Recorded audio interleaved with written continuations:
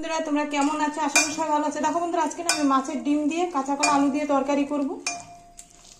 ডিমগুলো এখন ভেজে নেব একটু। তেলটা গরম হয়ে গেছে, এবার আমি ডিমগুলো ভেজে নিচ্ছি।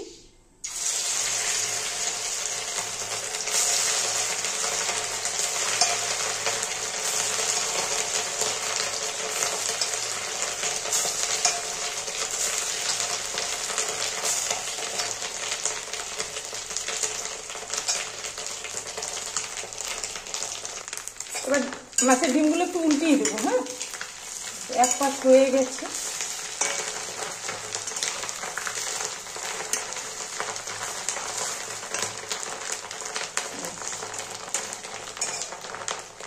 দেখো আমি ভাজাটা না তুলে নিয়েছি, ভেজে হয়ে গেছে। দেখো কাঁচকলা আলুগুলো কেটে ধুয়ে নিয়েছি, এবার আমি ভেজে নেব। তেলটা গরম হয়ে গেছে। দেখো কাঁচা কলা আলুগুলো ভাজা হয়ে গেলে তারপরে আমি মশলাটা দিয়ে দেব। দেখো সবজিগুলো ভাজা হয়ে গেছে। এখানে আছে কাঁচা লঙ্কা বাটা, আদা বাটা, জিরা বাটা। এবার আমি মশলাটা দিয়ে দিচ্ছি। এবারে দেবো একটু কাশ্মীরি লঙ্কার গুঁড়ো, শুধু জাস্ট কালার হওয়ার জন্য।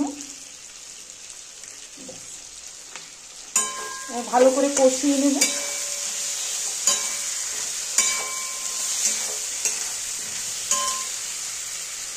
দেখো এবারে ভালো করে কষিয়ে নিচ্ছি একটু।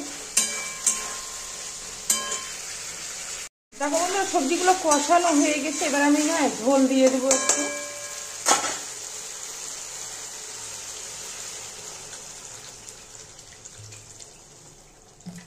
ব্যাস, এবার ফুটলে বড়াগুলো দিয়ে দেবো মাছের ডিমে। দেখো ঝোলটা ফুটে গেছে, এবার আমি বড়াগুলো সব দিয়ে দিচ্ছি। একটু নেড়ে দেব।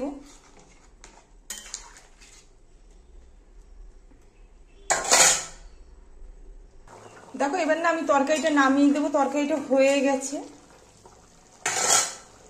আমি না তরকারিটা নামিয়ে দিয়েছি। তোমাদের কেমন লাগলো? যদি ভালো লাগে লাইক শেয়ার কমেন্ট করো, চ্যানেলটাকে সাবস্ক্রাইব করো। আর তোমরাও সবাই ভালো থেকো। দেখো হয়ে গেছে। তোমরাও একবার কাঁচা কলা আলু দিয়ে মাছের ডিমের তরকারি করে খেয়ে দেখবে, ভালোই হয় খেতে। আচ্ছা তাহলে রাখলাম,